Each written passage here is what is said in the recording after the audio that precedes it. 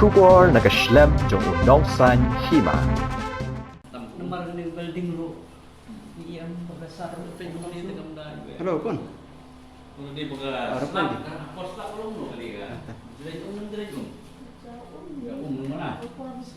Kahinyo Trib Integrated Territorial Organization sa Pai Area. Henden kasngi haga jinlam u President Jong Kaseng Upenhun Shulen ringkat bad u Secretary Umel Kidhar. Kilapan long ya ka jinglet kami biang ya ka PHC Yuksi bad ka sa Pai Sub Center. Haga jingadon lang u District Medical and Health Officer West Jaintia ringkat bad urang basnong ka sa Pai u ba Valentine Gino Senna. Haga ni kasngi la yok ru banyak keren ya IANM batrai haga tay ka Sub Center. Bad ilapan ngawru ye shibon ki jing bad jingduna badan hapok kani ka Sub Center. Nakalyang kaseng kaladawa na DMHO ban penbiang ye ka jingduna hapok ka Sub Center nadu kalan kami chuki bad ka filter na kabanta ki patba ka jakasa na kabanta ki staff ka ANM bapura ban pen baharu ye kani ka Sub Center bad ki wede. Bat nakalyang jong UDMHO ru ulakular ya kaseng baon shimkya ban penbiang ya kini kijing dankam hapo katay ka jaka ay jing sumar. Kaseng kalade ban ay ka jing tho ru sa UDMHO nadu ka sitari urempang arajar apawar.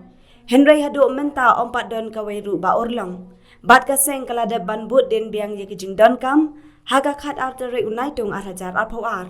Ban nakalyang UDMHO ulakular bandet kmi hi dala ki jongki khman ban yo iya ki jingdo na hapo kani ka Sub Center.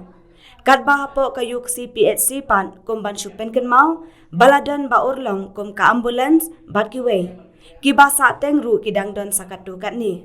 Nakalyang kaseng ka kerpat ru na ka sorkar bakan shim kia ye ki jingdawa jong kaseng hapo kini ki artili ki jaga sumar. Kenang baki priu basa sya kini kitan ken yo jing mentoy. Namar ka jing kot jing kia kalong ka bakong santam ha ka jing im jong ki priu. Kumta ka jing shim kia ka sorkar kan long ka jing kerku ya baro. Mentah kung gini ki kayit kepat. Hindi doon yung kepat kayit kepat. Mentah kali kepat kayit kepat. Musuh kepat ni tu ang nilai. Kayit kepat kalau gue. Ketan apa engineering ni menle. Sampo tekan kit kayit. Sepak tekan kit kayit. Apa engineering ni tenyam dan im na. Engineering ni bun kan. Mesti opek tengi ni gue sebentar. Opek pun gue setiap. Soalnya niat perkat tu kemudian penmahai kan. Ini kita ada jin kamu perkat ini dia bentuk perkat sah orang. Lugar kamu perkat mensuang orang bah. Kat badan tu sini diri, kat badan tu sini.